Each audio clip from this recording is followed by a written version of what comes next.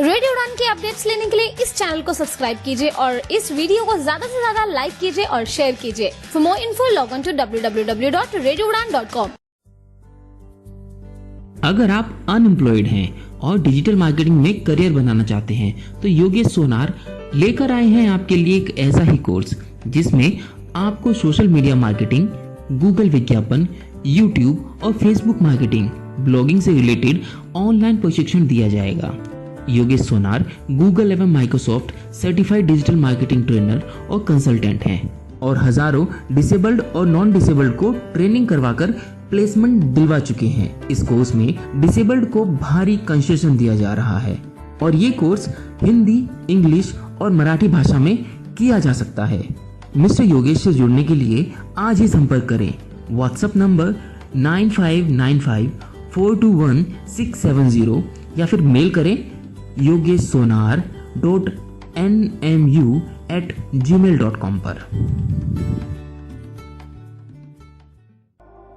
Chespro and ICMR are going to present India's first international mega event, Global Assistive Technology Expo and Conference 2022, GATEC, to be held on 7th, 8th and 9th December 2022 at GMR Ground, Aerocity, New Delhi. The objective of this event is to showcase modern innovations, research and market availability in assistive devices and technology to assist disabled people in India and showcase their availability in the market by experts and scientists. There will be an exchange of ideas, sharing of information by doctors and experts through this conference. GATEC will have a huge gathering of disabled people, doctors, voluntary organizations, government undertakings, and assistive aid devices manufacturers from India and many other countries of the world. This event will help you to learn more about assistive devices and technologies used across the world. GATEC is supported by DRDO, WHO, Paralympic Committee, India, and Ministry of Social Justice and Empowerment. Our country partner is France. Don't forget to attend this mega event GATEC. For more information, please visit our website www.globalassistivetech.com. For details, please contact on email ID gaurav@iconex.in or call on 9910717913. जी हाँ दोस्तों, नमस्कार, आदाब, सत श्री अकाल। मैं दानिश महाजन एक बार फिर से प्रोग्राम बदलता दौर में आपका स्वागत करता हूँ। रविवार का दिन और आप सबको मालूम है हर रविवार रात को 9 बजे हम डिसेबिलिटी से रिलेटेड किसी टॉपिक पर बात करते हैं। आज हम बेहद खास मेहमान से आपको मिलवाएंगे और साथ ही साथ एक बहुत इंपॉर्टेंट टॉपिक को डिस्कस करने जा रहे हैं जो बेसिकली हायर एजुकेशन से रिलेटेड है, लेकिन हम सबकी लाइफ को इम्पैक्ट करता है। और हम हमेशा से कहते आए हैं कि विदाउट एक्सेसिबिलिटी हमारी लाइफ बहुत चैलेंजिंग हो जाती है। तो आज बात करेंगे हम हायर एजुकेशन में जो accessibility guidelines for higher education and universities UGC द्वारा इशू की गई हैं जुलाई 12 को, जो 126 पेजों की एक रिपोर्ट है। जनरली जो उसमें मोटे मोटे पॉइंट कहे गए हैं वो जनरली जो हर गाइडलाइन में आता है कि आपको इंफ्रास्ट्रक्चर एक्सेसिबल बनाना है, आपको एडमिनिस्ट्रेशन लेवल तक जो पूरी एक्सेसिबिलिटी स्टूडेंट्स की ध्यान रखनी है, कैसे फीस जमा करवाएं, कोर्सेज उनके लिए एक्सेसिबल होने चाहिए, राइट टू एक्सेस उनको देना चाहिए कि अपनी मर्जी से वो कोर्स को चूज कर सके, उनको स्कॉलरशिप टाइम पर मिलनी चाहिए। तमाम चीजें जो एक्सेसिबिलिटीज की बिंदु हैं वो 126 पेजेस की ये रिपोर्ट है यूजीसी ने जो इशू की है, आप लोग पढ़ सकते हैं। इसी पर हम बात करेंगे कि इस पर काम कब से चल रहा था, इसकी जरूरत क्यों है, क्या ये पॉसिबल है इंडिया में, या ये अगेन एक पेपर पर लिखा हुआ एक जो डॉक्यूमेंट है वो ऐसा ही रह जाएगा जहां इसको इम्प्लीमेंटेशन में इफेक्टिवली लाया जा सकता है। इस पर बात करने के लिए हमारे साथ जो आज की पर्सनैलिटी हैं वो पहली बार बदलता दौर में ज्वाइन कर रही हैं। इन्होंने डिसेबिलिटी सेक्टर में बहुत काम किया है। ये एसोसिएट प्रोफेसर हैं Tata institute of social sciences में। ये फॉर्मर चेयरपर्सन है centre for studies and school for social work की। कई पेपर्स नेशनली और इंटरनेशनली इन्होंने डिसेबिलिटी पे पब्लिश किए हैं। महाराष्ट्र में के कॉलेजेस में इनकी गाइडलाइंस के ऊपर काफी काम हुआ है। गाइडलाइंस इन्होंने फॉर्मुलेट की है 2015 में, 18-19 में उसको रिवाइज किया गया। यूजीसी ने भी जो ये 126 पेजेस की जो रिपोर्ट है, जो एक्सेसिबिलिटी गाइडलाइंस की हम बात कर रहे हैं, इनकी एफर्ट्स को उन्होंने एक्नॉलेज किया है। और जो 18-19 की इनकी गाइडलाइंस थी उसमें काफी चीजों को यूजीसी ने इन गाइडलाइन में अडॉप्ट किया है। हम बात कर रहे हैं डॉक्टर वैशाली कोल्हे जी से, जो हमारी आज की गेस्ट है। मैम, आपका बहुत बहुत स्वागत रेडियो उड़ान पे। Thank you so much for giving us time. Thank you so much, Danish, and it's my honor and privilege to be here on this platform. And I congratulate you for starting this Radio Udan and doing such a wonderful work in the sector, in the disability sector. Thank you ma'am. Ma'am, इससे पहले हम आगे बढ़े, 2 सवाल। एक तो थोड़ा सा हमारे लिसनर्स को अपने बारे में बताएं, और दूसरा जो हायर एजुकेशन में आपका वर्क रहा है, तो वो कैसे आपकी शुरुआत हुई इस फील्ड में आने की, और आपने क्या काम किया हायर एजुकेशन में, ये थोड़ा सा हमारे लिसनर्स के साथ शेयर करें। उसके बाद हम इन गाइडलाइंस पे आएंगे।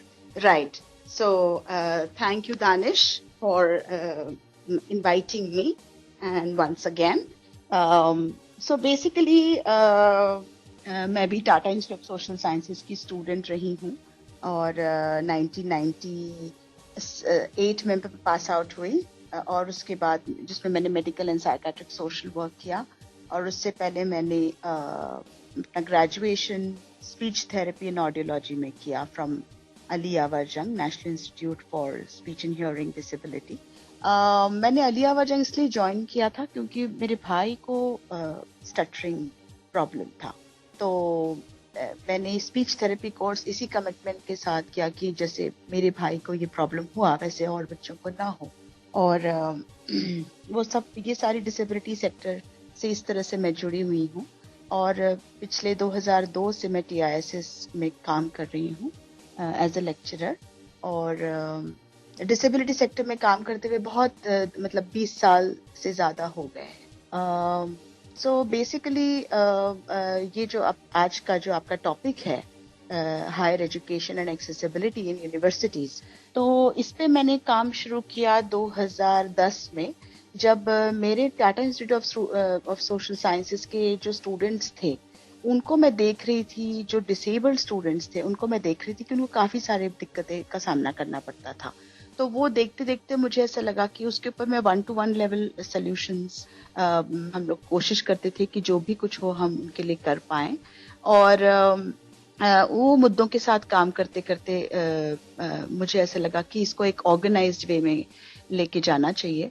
और मतलब कंसल्टेंसी मीटिंग्स होती है ना जो स्टूडेंट्स विद डिसेबिलिटी के साथ, तो वो मैंने लेनी शुरू की। So Tata institute of social sciences के साथ मैंने काम शुरू किया on students with disability in higher education 2013 में। और 2013 में स्टूडेंट्स विद डिसेबिलिटी के साथ काम करते करते मैंने ये सोचा कि इनकी प्रॉब्लम्स इतनी सारी है और ये इतना निश एरिया है कि इसमें कोई भी काम नहीं हुआ है अपार्ट फ्रॉम NGOs। NCPD ने काम किया है और कुछ NGOs ने काम किया है, लेकिन एक बाकायदा मतलब फॉर्मल लेवल पे काम शुरू नहीं हुआ है। हमारे TISS में एक स्टूडेंट थी जो एक पर्टिकुलर कोर्स कर रही थी, और वो कोर्स करते करते उनको कुछ समझ में नहीं आ रहा था कि TISS में क्या पढ़ा रहे हैं।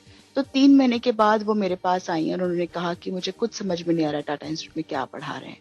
और उनके पेरेंट्स भी आए और वो डायरेक्टर से मिले, और डायरेक्टर से मिलने के बाद डायरेक्टर ने मुझे बुलाया कि वैशाली देखो आप कुछ करिए इसमें, और ये स्टूडेंट को कुछ मतलब दिक्कत हो रही है पढ़ाई करने में। तो उसके साथ काम करते करते उसके डिपार्टमेंट के साथ मैं जुड़ गई और उन्होंने मुझे उसका रिसर्च गाइड बना दिया। फिर हमने उसके करिकुलम में चेंजेस किए, उसकी पूरी करिकुलम में चेंजेस तो किए ही किए, और उसके किस तरह से उसको अच्छी तरह समझ आए ये सब हमने देखा। और हमने एक प्रोजेक्ट शुरू किया आई एक्सेस राइट्स मिशन, जो कि फील्ड एक्शन प्रोजेक्ट है Tata institute of social sciences का। और इस प्रोजेक्ट का मेन मुद्दा है कि ये एक मिशन है, disability mission in higher education, जिसमें सारे स्टूडेंट्स विद डिसेबिलिटी की जो भी दिक्कतें हैं उसके ऊपर हम काम करते हैं। तो जैसे कि ये स्टूडेंट आई और इस स्टूडेंट की प्रॉब्लम्स को हमने सॉल्व किया, और इस पर्टिकुलर प्रोजेक्ट का एक बहुत महत्वपूर्ण भाग ये है कि इसमें स्टूडेंट्स विद डिसेबिलिटी और उनके पीयर्स और उनके जो क्लासमेट्स हैं या जो उनके फ्रेंड्स हैं वो सारे जुड़े हुए हैं। तो उसको उन सबको साथ में लेके, where disabled non disabled work together, they study together, they live together, and they, you know, as classmates, as in the hostel and in the university system, and they study together, they enjoy, and then they become friends, and then, you know, they are able to basically live a healthy life. So largely ये student with disability or non-disabled students, when they both come together, they study together and they help each other in order to adapt to the environment, and they are able to basically solve each other problems. तो इस तरीके से हमने ये काम शुरू किया, जिसमें हमारे वो स्टूडेंट्स विद डिसेबिलिटी के साथ और जो नॉन डिसेबल्ड स्टूडेंट्स जुड़ गए, जिनको हमने आई एक्सेस बडी बोला, मतलब जो बडी सिस्टम क्रिएट किया उसमें।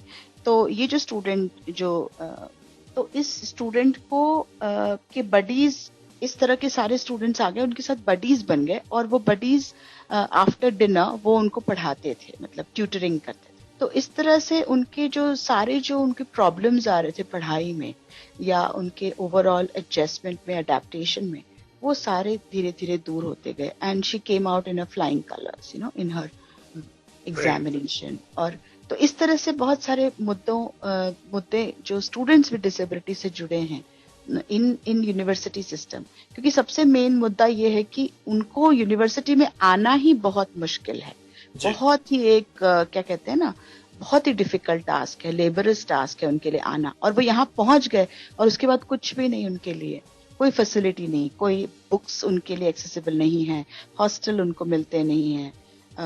तो ये सारे मुद्दे देखते हुए मुझे ऐसा लगा कि इसके ऊपर ऑर्गेनाइज वे से कुछ काम होना चाहिए, जिससे वो सारे उसी ओहदे पे पहुंच सके जैसे नॉन डिसेबल्ड बच्चे पहुंचते हैं, या जैसे कोई और बच्चा जिस तरह से यूनिवर्सिटी में आगे बढ़ता है, वो आईएएस ऑफिसर बनता है, डॉक्टर, इंजीनियर बनता है, और अपने ऑर्गेनाइजेशन स्थापित करता है या डेवलपमेंट सेक्टर में काम करता है। तो मुझे ऐसा लगा कि ये सारे जो बच्चे हैं ये मतलब उसी डिग्निटी से, उसी कॉन्फिडेंस से आगे बढ़ने चाहिए और अपना जो अस्तित्व है वो स्थापित करना चाहिए। तो इस मुद्दे को लेके मैंने ये आई एक्सेस राइट्स मिशन शुरू किया, और बहुत सारे बच्चे मेरे साथ जुड़ते गए। मतलब I was so surprised actually कि वो जुड़ते ही गए, मतलब बच्चे जुड़ते, हर साल बच्चे जुड़ते गए। और नहीं, I would like to congratulate you. और आपने जो गाइडलाइंस बनाई, जहाँ आपने जो इंडिविजुअली इंटरेस्ट लेके छोटी छोटी चीजों पे भी ध्यान दिया, कि जो बाहर नालियों की समस्या थी, अगर कोई गिर जाता था तो उसके ऊपर कैसे उसको रैंप बनाना है, जहाँ उसको कैसे फिलअप करना है, गवर्नमेंट से बात करके कैसे उस पर रोड बनाना है। तो बहुत सारी छोटी छोटी चीजें आपने ध्यान लेके जो माइक्रो लेवल पे थी उसको भी आपने ध्यान में रखा और पूरा एक्सेसिबिलिटी की ओर ध्यान दिया। दो चीजें आपसे मैं जानना चाहता हूं कि 2015 में आपने गाइडलाइन फॉर्मुलेट की एक्सेसिबिलिटी की। हाँ जी। तो 2018-19 में उसको रिवाइज करना पड़ा। Correct, according to the law, according to the 16 में आया ना, तो उसके बाद हमने उसको रिवाइज किया। तो उसमें दो क्वेश्चन मेरे हैं। एक तो मैं ये जानना चाहता हूँ, ये जो राइट मिशन था आपका, जो आई एक्सेस राइट मिशन, ये सिर्फ टिस के लिए था या बाकी यूनिवर्सिटीज में भी अडॉप्ट किया गया? हाँ। दूसरा, जो 15 की आपकी गाइडलाइंस थी उसको 18-19 में आपको क्यों रिवाइज करना पड़ा? तीसरी चीज, गाइडलाइंस देखिए बन जाती है, उसमें क्या खास था और क्या वाकई यूनिवर्सिटी में उसकी इम्प्लीमेंटेशन को सीरियसली लिया गया? ये 3-4 सवाल। हाँ जी, thank you so much Danish. जब हमने ये आई एक्सेस राइट्स मिशन शुरू किया 2013 में, जहाँ पे हमने कुछ स्टूडेंट्स के साथ काम करना शुरू किया, और हम कॉलेजेस, हमारे स्टूडेंट्स फील्ड वर्क के लिए प्लेस होते थे, और वो कॉलेजेस में जब जाते थे तो सारे कॉलेजेस ये कहते थे कि हमारे पास ऐसे बच्चे नहीं। तो वो हमें बहुत सरप्राइजिंग लगा। हम इंजीनियरिंग कॉलेज में गए, उन्होंने बोला ऐसे बच्चे हमारे यहाँ नहीं पढ़ते। हम कहीं और गए तो बोले कि 2 या 3 होंगे हमारे यहाँ पे ब्लाइंड स्टूडेंट्स। किसी और ने कहा कि हमारे यहाँ पे इस तरह के बच्चे नहीं पढ़ते। तो ये मुझे सरप्राइजिंग लगा कि अगर स्टूडेंट्स विद डिसेबिलिटी यूनिवर्सिटी में नहीं है, कॉलेजेस में नहीं, तो कहाँ है? तो फिर हम बात करते करते एक मतलब सायन हॉस्पिटल के मतलब साइकेट्रिक वार्ड में भी हम स्टूडेंट्स विद मेंटल इलनेस के साथ काम करने के लिए गए। तो वहाँ पे हमें पता चला कि काफी सारे जो स्टूडेंट्स हैं जिनको मेंटल हेल्थ इश्यूज है वो वहाँ पे ट्रीटमेंट करा रहे हैं। उनको शायद डिप्रेशन है, स्किज़ोफ्रेनिया है, बॉडी डिसमॉर्फिक डिसऑर्डर, बहुत सारी इस तरह की हमें मतलब प्रॉब्लम्स वहाँ पे देखनी पड़ी हमें। और वो करते करते हमें ऐसा लगा कि अब अगर हम कॉलेजेस में जाएं, काम इसको आगे कैसे बढ़ाएं।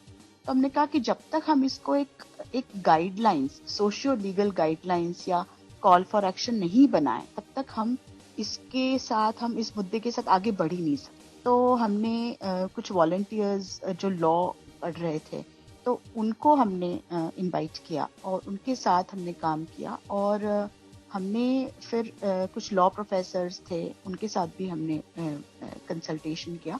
और फिर ये कॉल फॉर एक्शन जो गाइडलाइन है वो हमने बनाई, आई एक्सेस राइट्स मिशन की कॉल फॉर एक्शन गाइडलाइंस 2015 में। और हमको मिनिस्ट्री ऑफ सोशल जस्टिस के जो डायरेक्टर थे उन्होंने हमको उसका फॉरवर्ड दिया बाकायदा कि ये पहली बार इस तरह की कुछ गाइडलाइंस बन रही हैं। तो हमें बहुत खुशी हुई कि हमने ये बनाई हैं। और ये हम 3 पैरामीटर्स पे बनाई हमने, यूजीसी, और फर्स्ट पैरामीटर यूएनसीआरपीडी, सेकंड पैरामीटर जो था वो एजुकेशन फॉर ऑल, और थर्ड था यूजीसी। तो ये सारे जो पैरामीटर्स या फ्रेमवर्क कह लीजिए, इनको लेके हमने एक सोशियो लीगल गाइडलाइंस को कहते हैं, और टाटा इंस्टीट्यूट में हमने जो जो काम किया हमने उसमें वो डाला कि इस तरह से ये काम किया जा सकता है।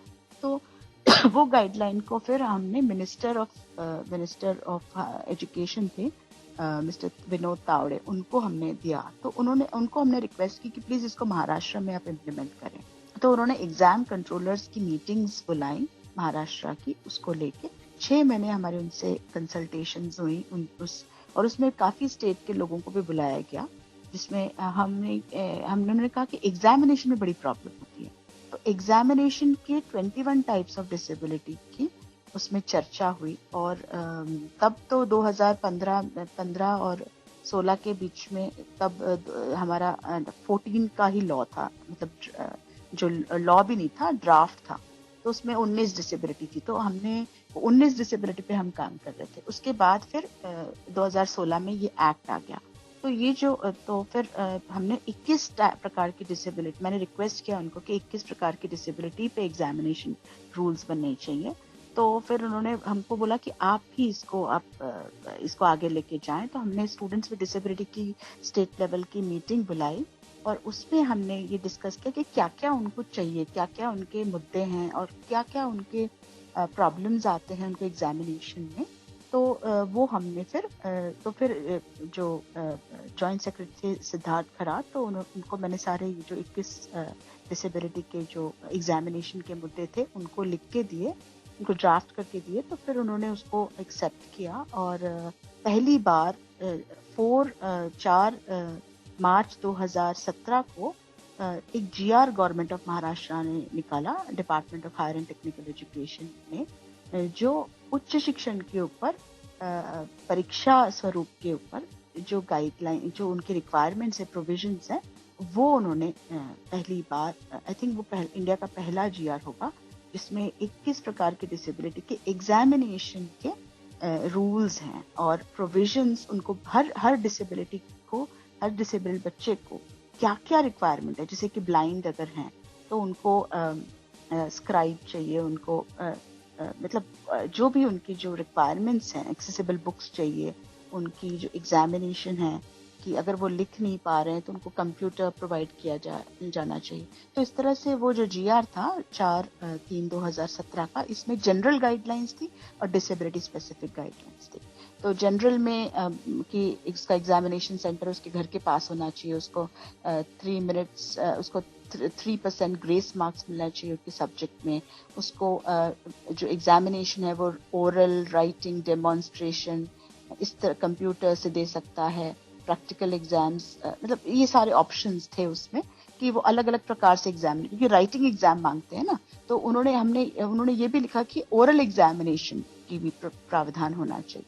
उसमें कोई डेफ बच्चे हैं जो शायद बहुत सारे वोकैबुलरी उनकी स्ट्रांग नहीं होती, तो वो शायद लिख नहीं पाएंगे, तो डेमोन्स्ट्रेशन वाला एग्जाम भी होना चाहिए, ताकि वो एक डेमोन्स्ट्रेट कर सके, कुछ प्रैक्टिकल है या कुछ है तो वो डेमोन्स्ट्रेट कर सके। तो इस तरह के मतलब सारे मुद्दों को लेके ये जो जीआर, अगर मैं आपको भेजूंगी, तो अगर आप जीआर देखेंगे तो बहुत ही एकदम कॉम्प्रिहेंसिव जीआर है, जिसमें 21 types of students with disability के प्रोविजंस के बारे में बताया है। तो हमने वो सरकार को कहा कि महाराष्ट्र सरकार को कहा कि वो इम्प्लीमेंट करें, तो उन्होंने सारे यूनिवर्सिटीज में वो भेजा।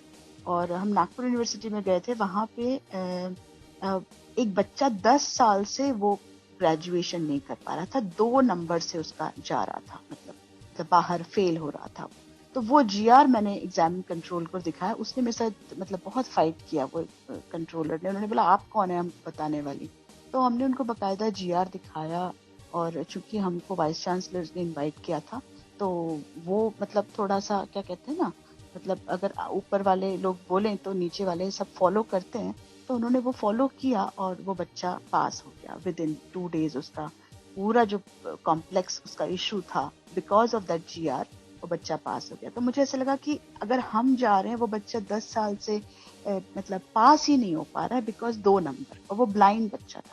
तो हमने सारे स्टूडेंट्स विद सारे यूनिवर्सिटी स्टेक होल्डर्स का मीटिंग लिया हमने, और हमने ये जो जीआर है उसको इम्प्लीमेंट किया। और दूसरा जीआर जो सुप्रीम कोर्ट की जो जजमेंट थी 15/12/2017 की, जो जस्टिस A.K. सिकरी जी ने जो मतलब रिलीज की थी, तो वो जो सुप्रीम कोर्ट की जजमेंट थी उसके ऊपर भी हमने ड्राफ्ट किया था जीआर ऑन 27 अगस्त 2018 को, जिसमें 3 मेजर मुद्दे हैं उसका। First reservation, second barrier free environment, और थर्ड करिकुलम एक्सेसिबिलिटी। तो अंडर सेक्शन 40 एक्सेसिबिलिटी और under section 44 observation of accessibility measures in universities, तो ये हमने फिर ड्राफ्ट करके हायर एजुकेशन को दिया, और डायरेक्टरेट ऑफ हायर एजुकेशन ने वो बाकायदा रिलीज किया और सारी यूनिवर्सिटीज में उसको लागू करवाया। तो और यही सब करते करते हमने फिर 2018 की गाइडलाइंस को रिवाइज किया, क्योंकि अभी ये 2 जीआर आ चुके थे, और हमने ये भी सोचा कि अभी लॉ आ गया है 21 टाइप्स ऑफ डिसेबिलिटी को, तो उसको ध्यान में रखते हुए इसको हमें ये करना, रिवाइज करना जरूरी है। तो हमने फिर उसको 2018 में और 19 में भी उसको रिवाइज किया, और वो गाइडलाइंस को फिर गवर्नमेंट ऑफ महाराष्ट्र ने, डायरेक्टरेट ऑफ हायर एजुकेशन ने, सारे उनके जो अंडर 15 यूनिवर्सिटीज थी उनके अंडर, स्टेट यूनिवर्सिटीज, तो उन्होंने बोला कि इसको आप सारी स्टेट यूनिवर्सिटीज उसको इम्प्लीमेंट करेंगे। तो इस तरीके से वो हुआ। और आपने जो दूसरा सवाल किया था कि मेरे को लगता है आपने ये बोला कि ये इसकी खासियत क्या है ना, आपने ये पूछा था ना जी। हाँ, तो ये गाइडलाइन की खासियत ये है कि ये एक सोशियो लीगल गाइडलाइंस के रूप में हमने बनाई थी, जो कि मतलब मिनिस्ट्री ऑफ सोशल जस्टिस ने चूंकि हमको उसको मतलब एक्नॉलेज किया था, तो वो पूरे इंडिया में भी आप उसको इम्प्लीमेंट कर सकते हैं। तो हमने जब ये जो यूजीसी की जो गाइडलाइंस निकली थी अभी, जो मतलब जो ये जो जस्टिस A.K. सिकरी जी की जो जजमेंट है, इसी जजमेंट ये जजमेंट बहुत ही लैंडमार्क जजमेंट है, जो 15 दिसंबर 2017 की जो जजमेंट है।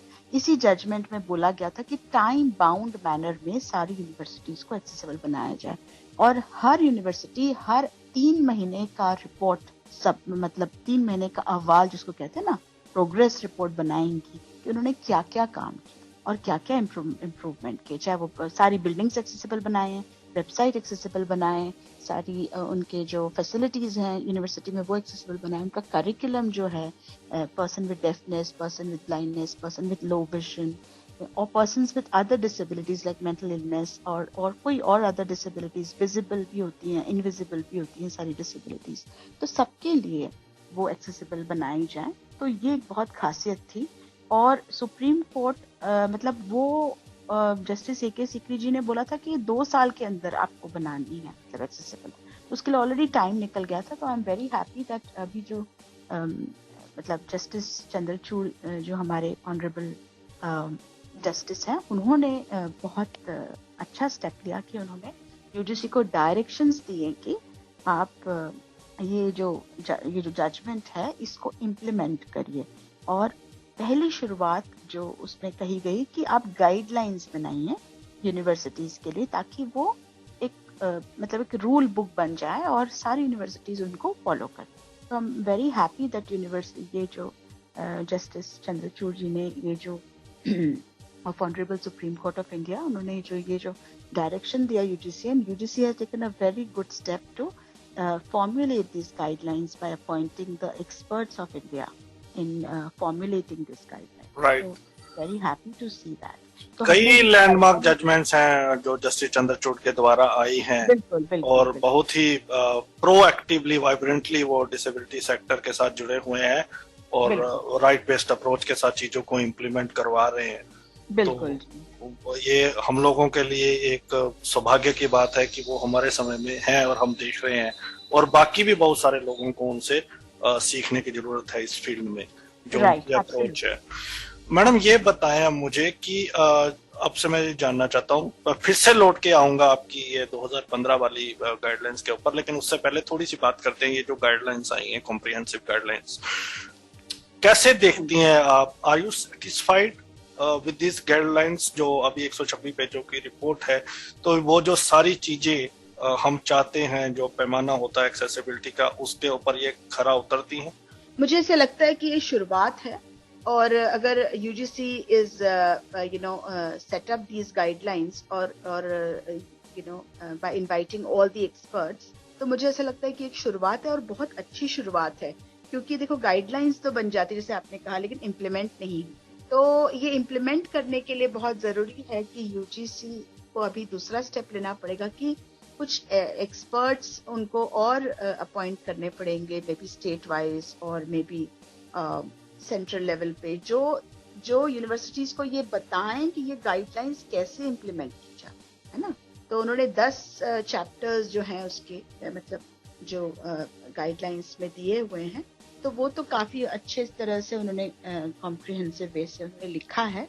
और मुझे आशा है और मुझे उम्मीद है और मुझे पक्का विश्वास है कि ये जो गाइडलाइंस हैं ये बहुत क्या बोलते हैं, बहुत महत्वपूर्ण साबित होगी, जिससे हमारे सारे स्टूडेंट्स with डिसेबिलिटी हैं वो आगे बढ़ सकेंगे, पढ़ाई कर सकेंगे, यूनिवर्सिटीज उनको वेलकम करेंगी और यूनिवर्सिटीज उनको उनके एटीट्यूड में परिवर्तन आएगा, क्योंकि अभी ये मैंडेटरी हो गया है और ये this guidelines are based on the supreme court directions. तो ये मतलब कॉन्स्टिट्यूशनल हो जाएगा कि सारी यूनिवर्सिटीज को हायर एजुकेशन के ऊपर और पर्सन्स विद डिसेबिलिटी के ऊपर काम करना पड़ेगा। मैं ये वर्ड इसलिए यूज कर रही हूँ पड़ेगा, क्योंकि मुझे ऐसा लगता है कि जब मतलब मैं भी ये मुद्दे पे 2013 से काम कर रही हूँ, तो भी 9 साल हो जाएंगे। तो मुझे यही देखने को मिला है कि जो एटीट्यूड है यूनिवर्सिटी स्टेक होल्डर्स का, यूनिवर्सिटी अथॉरिटीज का या यूनिवर्सिटी सिस्टम का, वो बहुत ही मतलब क्या कहते हैं ना, बहुत ही क्या कहते हैं मतलब नेगेटिव तो नहीं कहूंगी, लेकिन बहुत ही इनविजिबल है, बहुत ही उनका एटीट्यूड बहुत ही मतलब not accepting the person with disability, और if they accept in a very sympathetic manner कि चलो ये डिसेबल्ड है ना मैडम, आप इसका थोड़ा सिंपैथी रखिए, इसको आप ये दे दीजिए, उसको आप वो दे दीजिए। तो मुझे लगता है कि ये नहीं चाहते हैं हमारे स्टूडेंट्स विद डिसेबिलिटी, ये बिल्कुल नहीं चाहते, सिंपैथेटिक ग्राउंड बिल्कुल नहीं चाहते। अगर वो आए हैं इंजीनियरिंग में पढ़ने के लिए और यूनिवर्सिटी की फीस पे कर रहे हैं, तो अगर वो फीस पे कर रहे हैं तो उनको किताबें तो मिलनी चाहिए, उनको टीचर जो पढ़ा रहे हैं वो समझ में आना चाहिए, है ना। अगर नहीं समझ आते तो वो टीचर से बात कर सकते हैं, डायलॉग कर सकते हैं कि भाई हमें समझ नहीं आ रहा, और टीचर उनको बताएंगे, आई एम श्योर।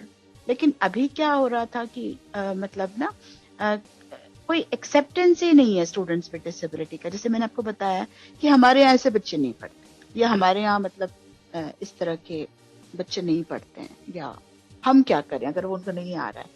मैं आपको एक एग्जांपल देना चाहूंगी। हम जब ये प्रोजेक्ट शुरू किया हमने 2013 में, और हम जब ये गाइडलाइंस बना रहे थे department of higher and technical education के साथ 2015 में, तब हमारे यहाँ पर एक स्टूडेंट ने हमको कांटेक्ट किया ये गाइडलाइंस देख के 2015 वाली। वो इंजीनियरिंग कॉलेज का विजुअली इम्पेयर्ड स्टूडेंट था, लो विजन।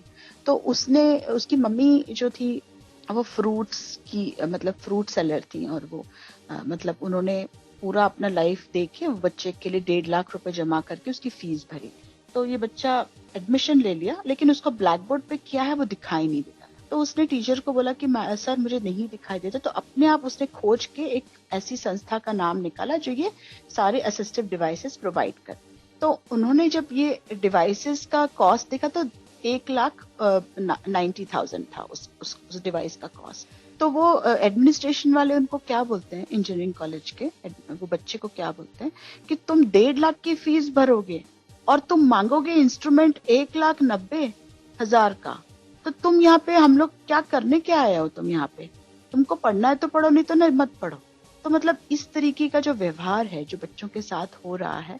और मैं ये बोलना चाहूंगी कि हायर एजुकेशन इंस्टीट्यूशंस के जो भी अथॉरिटीज होंगे उनको पता ही नहीं है कि इस तरह के असिस्टिव डिवाइसेस अवेलेबल हैं, और ये उनकी जिम्मेदारी है as per the RPWD act कि वो सारे इंस्ट्रूमेंट्स को वो अपने यूनिवर्सिटी में अपने कॉलेज सिस्टम में रखें एज अ रिसोर्स, और उस चीज का जहां जहां उपयोग होगा बच्चों के लिए, चाहे लो विजन बच्चे हो, चाहे ब्लाइंड बच्चे हो, चाहे डेफ बच्चे हो, चाहे मल्टीपल डिसेबल्ड हो या कोई और डिसेबिलिटी हो, वो उनको मतलब वो सिस्टम में लाना, ये अभी because of UNCRPD RPWD act ये कानूनन बहुत ही लाजमी हो गया है। It is become now constitutional to have all these accessible instrument in universities, accessible devices in the universities। जब हम ये काम कर रहे थे 14 यूनिवर्सिटीज के साथ, तो बकायदा हमको उन्होंने मांगी लिस्ट कि बताइए कौन कौन से इंस्ट्रूमेंट्स हमारे लाइब्रेरी में रखे हैं। तो हमारी लाइब्रेरियन के साथ सारी मीटिंग हुई और सारे लाइब्रेरियंस को हमने ये सारी लिस्ट ऑफ एक्सेसिबल जो सॉफ्टवेयर्स हैं उनकी लिस्ट हमने बकायदा उनको भेजी, और उन्होंने खरीदी भी। और उन्होंने 5 से 10 कंप्यूटर्स भी अपने अलॉट किए, और उसमें जॉ सॉफ्टवेयर्स और अलग अलग कर्सवेल और बहुत सारे अदर सॉफ्टवेयर्स भी उन्होंने रखे। लेकिन हमको ये पता चला कि वहाँ पे स्टूडेंट विद डिसेबिलिटी आ ही नहीं रहे, कि उनको पता ही नहीं है कि ये सॉफ्टवेयर यहाँ पे रखे गए हैं।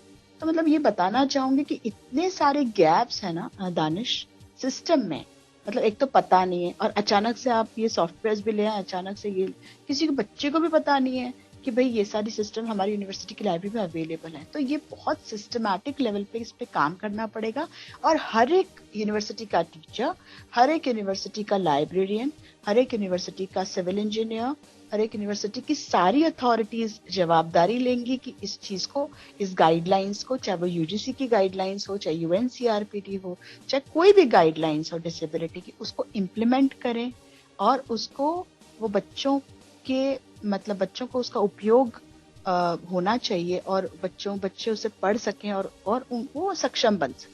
राइट, मैं इसके ऊपर भी आऊंगा। आपसे काफी सवाल आपकी बातों से निकल रहे हैं, लेकिन मैं थोड़ा सा चाहता हूं क्योंकि जो हमारा टॉपिक है UGC गाइडलाइन, थोड़ा सा हम लिसनर्स को उसके बारे में बताएं।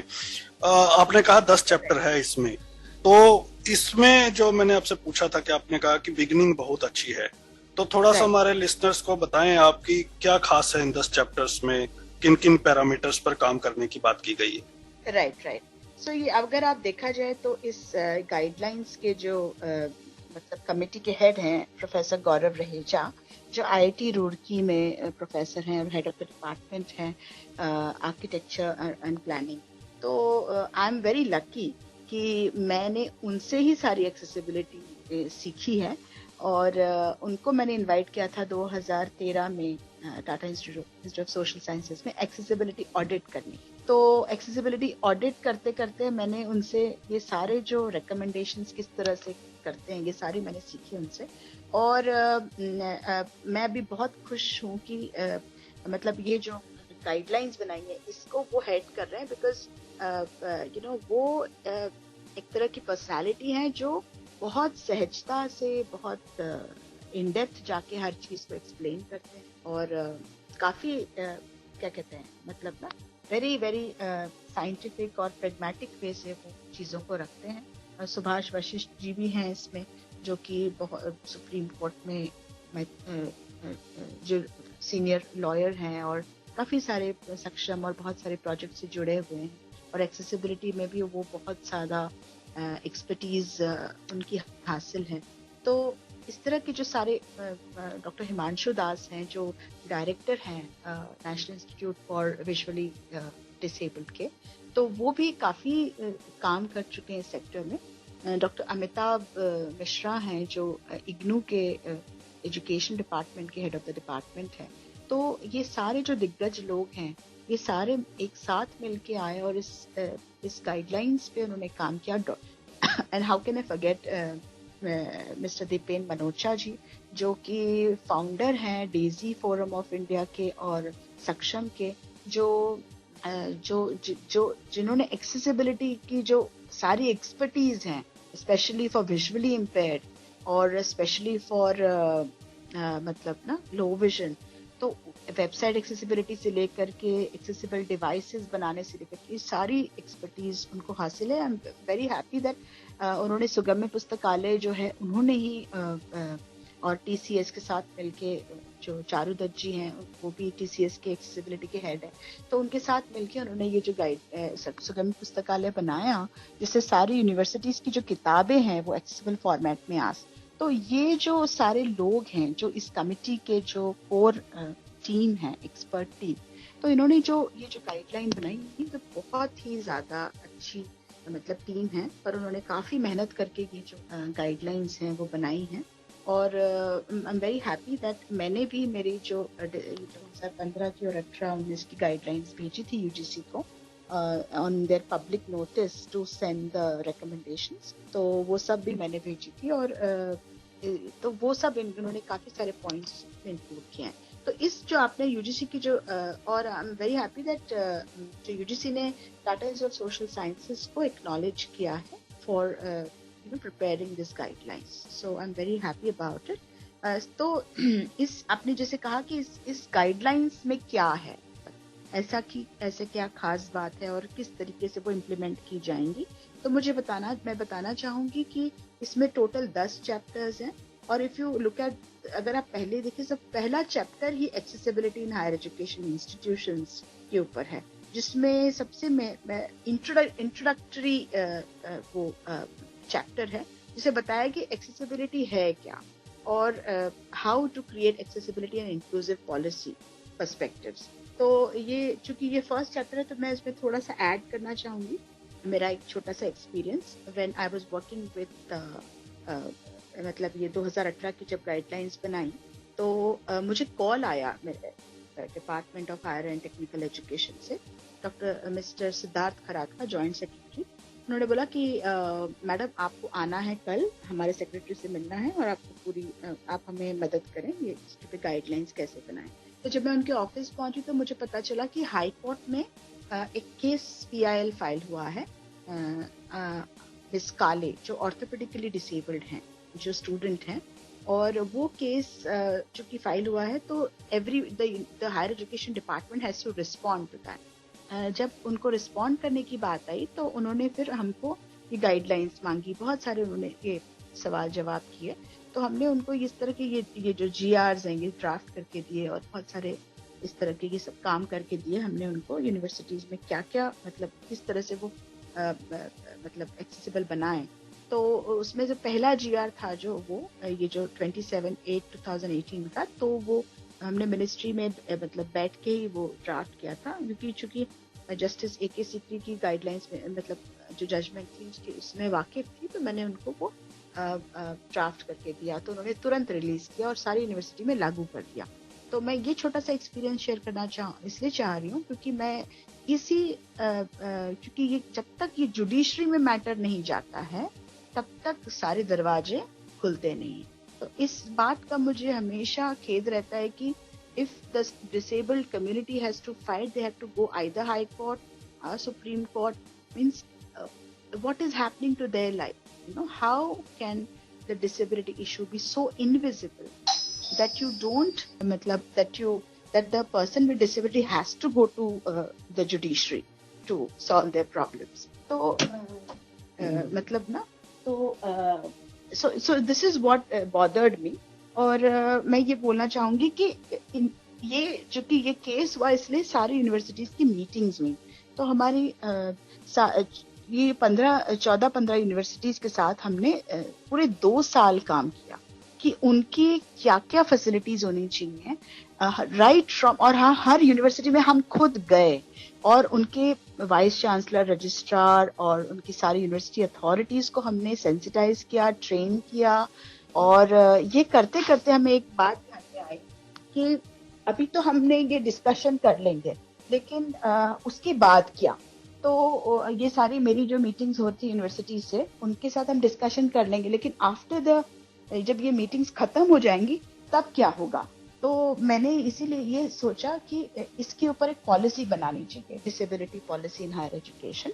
तो ये मीटिंग करते करते ही जब हम चाहे वो सोलापुर यूनिवर्सिटी हो, नांदेड़ यूनिवर्सिटी हो, पुणे यूनिवर्सिटी हो, या SNDT यूनिवर्सिटी हो, या मुंबई यूनिवर्सिटी हो, या नागपुर यूनिवर्सिटी हो, जलगांव यूनिवर्सिटी हो, या फिर औरंगाबाद यूनिवर्सिटी हो, तो ये सारी यूनिवर्सिटीज के साथ जब काम करते करते मुझे, क्योंकि मैं डायरेक्टली उनके रजिस्ट्रार और उनके सिविल इंजीनियर्स और उनके इक्वल अपॉर्चुनिटी सेल, लाइब्रेरियन, सबके साथ मैं काम कर रही थी, तो मुझे ये सूझा कि ये जो गाइडलाइंस है इसी को पर्क्युलेट करते करते एक पॉलिसी का फ्रेमवर्क दिया जाना चाहिए। तो हमने, लकीली हमको सुप्रीम कोर्ट के कुछ इम्पोर्टेंट एडिशनल रजिस्ट्रार प्रोफेसर महाजन, कृष्ण महाजन, हमारे साथ जुड़ गए, और ऐसे बहुत सारे लोग हमारे साथ जुड़ गए।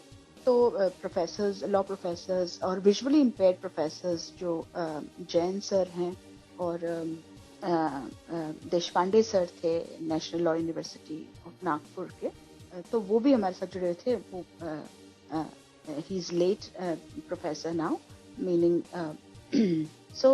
तो ये सारे हमारे साथ जुड़ गए। तो हमने ये 2 साल काम करते करते सारी यूनिवर्सिटीज के साथ बाकायदा meeting, minutes of the meetings है हमारे पास, 10 मीटिंग्स। उसमें हर यूनिवर्सिटी ने 3% बजट, 1 to 3% बजट उन्होंने सेट असाइड किया हुआ है, ताकि एक बजट निर्माण हो, ताकि इसके ऊपर काम शुरू हो।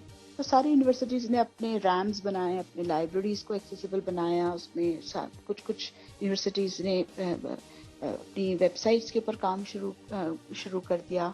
और first time world disability day 3 दिसंबर सबने सेलिब्रेट किया 2019 में और 2020 में भी। तो मतलब ये सब करते करते मुझे ये समझ आया कि ये मतलब जब तक आप सारी यूनिवर्सिटी, सारे स्टेक होल्डर्स के साथ काम नहीं करेंगे, तो आपका जो भी पर्सपेक्टिव है वो लिमिटेड हो जाएगा। We didn't wanted to have an expert perspective, we wanted that it should go to percolate to grassroots, meaning students with disability, carpenters, electricians, finance department, electric means PWD department, और सारे HODs, मतलब सब सारे teachers with disability, students with disability, librarians, civil engineers, तो ये सारे के साथ हम काम करते करते हमने ये पॉलिसी फॉर महाराष्ट्र गवर्नमेंट बनाई।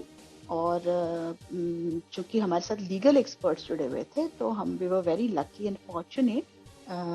तो हमने ये काम करते करते, हम उसमें गौरव रहेजा सर भी थे फ्रॉम IIT रुड़की, तो to make this policy for higher education, तो फॉर महाराष्ट्र। और तो हमने ये महाराष्ट्र में दे दिया, मतलब 2020 में। उसके बाद फिर मतलब चूंकि कोविड आ गया तो थोड़ा सा स्लो डाउन हो गया।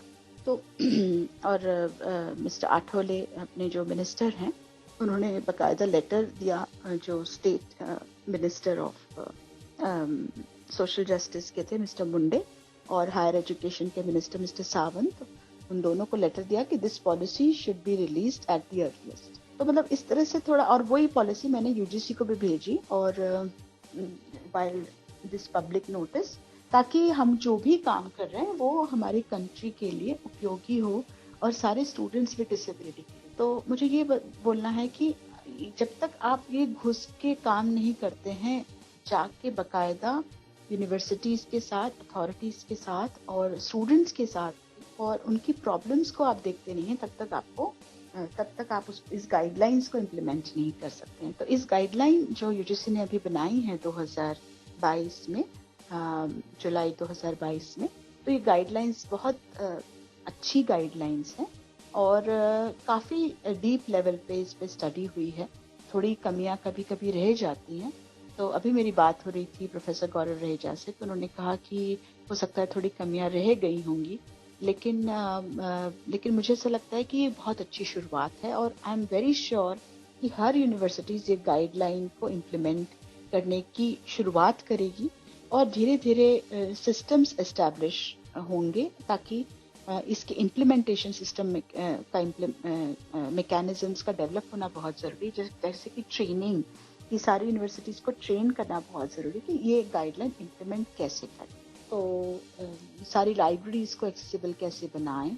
तो हम दीपेन मनोजा सर से हम बात कर रहे थे कि सारी यूनिवर्सिटीज़ को कैसे एक्सेसिबल बनाएं, तो उसके ऊपर भी हमारी चर्चा अभी चल रही है कि किस तरह से सारी लाइब्रेरीज़ को हम एक्सेसिबल बनाएं। और चूँकि वो बहुत ही इम्पोर्टेंट एक रिसोर्स है फॉर ऑल द स्टूडेंट्स, तो मतलब बहुत ही ज़रूरी है इसको इम्प्लीमेंट करने के लिए कि सारी लाइब्रेरीज़ को एक्सेसिबल बनाया जाए, सारी बुक्स को एक्सेसिबल बनाया जाए। और एक समथिंग दिस कॉल्ड कॉपीराइट बोलते हैं ना हर एक किताब को, तो this something called copy left. तो आप सारी पब्लिकेशन को लिख सकते हैं, पब्लिशर्स को लिख सकते हैं कि you send us a copy which is copy left, जिसमें वो उसके लिए वो फ्री कॉपी होती है और वो फ्री कॉपी लाइब्रेरी में रखी जा सकती है। और वो किताब एक्सेसिबल फॉर्मेट में करने के लिए मतलब वो कॉपी, चूंकि वो पीडीएफ फॉर्मेट रहेगा, तो वो that will be useful for persons with blindness and low vision.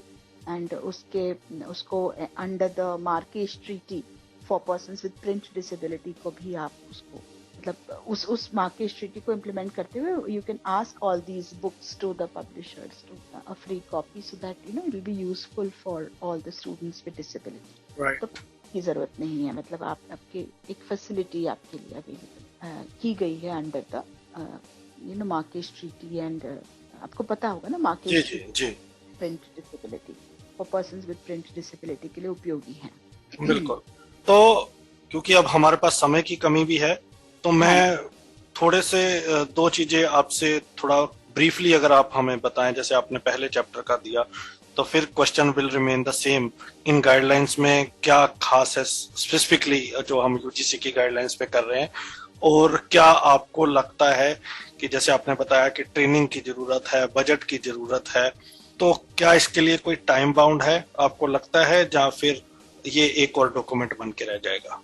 नहीं, ये तो टाइम, ये एक्चुअली इसमें बताया गया है। If you look at the second chapter, it is on the needs assessment. Like ये हमारा जो डॉक्यूमेंट है ना, कॉल फॉर एक्शन का मेन पॉइंट था कि सबसे पहले नीड असेसमेंट होना चाहिए वो स्टूडेंट विद डिसेबिलिटी। आप विश्वास नहीं करेंगे, मेरी एक स्टूडेंट थी, तो उनको जो डिसेबिलिटी थी, तो वो बाद में लेट डिटेक्ट हुई। तो जब डिटेक्ट हुई उसके बाद उन्होंने मुझे बताया कि वो स्टूडेंट ने मुझे बताया कि मैम मेरे पहले कॉलेज में मुझे ना टीचर रूम में बंद कर देती और मुझे बाहर से कुंडी लगा के चली जाती थी और मैं अकेले रूम में मेरा दम घुटता था। तो क्या मैडम मेरे साथ ऐसा होगा क्या टाटा इंस्टीट्यूट में? इस तरह से उन्होंने मुझे कहा।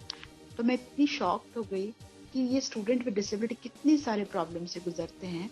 जब तक आप इनकी लाइफ को पढ़ोगे नहीं, समझोगे नहीं, तो आप कैसे उनके प्रॉब्लम्स को और मुद्दों को सॉल्व कर पाएंगे। एक स्टूडेंट ने मुझे कहा कि मैं मस्कुलर डिस्ट्रॉफी से गुजर रही थी मैम, और 3rd ईयर में मेरे टीचर ने मुझे ब्लाइंडनेस हो गया बिकॉज ऑफ मल्टीपल स्क्लेरोसिस। तो 3rd ईयर मुझे टीचर ने बोला कि तुम झूठ बोल रही, तुमको ब्लाइंडनेस वगैरह कुछ नहीं, तुम एक्टिंग कर रही। तो इस तरीके जो प्रॉब्लम्स हैं जो स्टूडेंट विद डिसेबिलिटी को फेस करते हैं, तो वो ही मुद्दों के साथ हम काम कर रहे हैं आई एक्सेस राइट्स में। और वो मुद्दों के साथ काम करते करते ही हमने इस तरह के सिस्टम्स को क्रिएट किया, गाइडलाइंस बोलो, पॉलिसी बोलो, और ताकि ये जो स्टूडेंट्स विद डिसेबिलिटी के जो डे टू डे प्रॉब्लम्स हैं वो सॉल्व हो सके। तो मुझे लगता है कि सबसे इम्पोर्टेंट है कि नीड्स असेसमेंट, जो बच्चा आपके पास डिसेबल बच्चा जब एंटर करता है यूनिवर्सिटी में, क्या आपने कभी पूछा है? हमने टेस्ट से सबको, सारे बच्चों को फोन करके हमने पूछा है, मतलब पिछले 3-4 सालों में कि भाई आपको क्या क्या आप जब इंटरव्यू के लिए आते तो आपको क्या दिक्कत है, आपको कुछ जरूरत है, तो वो स्टूडेंट ने ही बात नहीं किया, उसके माँ बाप भी आके वो फोन पे रोए कि भाई फर्स्ट टाइम ऐसी कोई यूनिवर्सिटी है जिसने हमको पूछा कि आपको क्या चाहिए, आपको कुछ जरूरत है या आपको कुछ। एक जो डिसेबल्ड हमारी बच्ची थी वो व्हीलचेयर यूजर थी और उसने मुझे बोला कि मैडम कल मेरे इंटरव्यू है, मुझे तो पता ही नहीं था। मैंने 15 इयर्स बाद करिकुलम में, मतलब मैंने हायर एजुकेशन के लिए अप्लाई किया, मेरे 15 साल ऐसे ही, तो मतलब मैं डिप्रेशन में चले गई जब मेरा एक्सीडेंट हुआ एंड ऑल दैट। और उसके बाद फिर अभी मुझे पता ही नहीं था कि मेरी कल इंटरव्यू। थैंक यू आपने मुझे कॉल किया। तो what I am trying to say कि ये स्टूडेंट विद डिसेबिलिटीज के इतने डाइवर्स इश्यूज हैं, इतने सारे प्रॉब्लम्स, और बहुत स्टूडेंट्स विद डिसेबिलिटी इनविजिबल होते हैं और विजिबल भी होते हैं। जैसे इनविजिबल है जैसे कि पर्सन, जैसे कि लर्निंग डिसेबिलिटी या मेंटल इलनेस। अभी मेरे कुछ स्टूडेंट्स हैं वो रिपोर्ट्स नहीं सबमिट कर रहे और they want to take deferment from mind.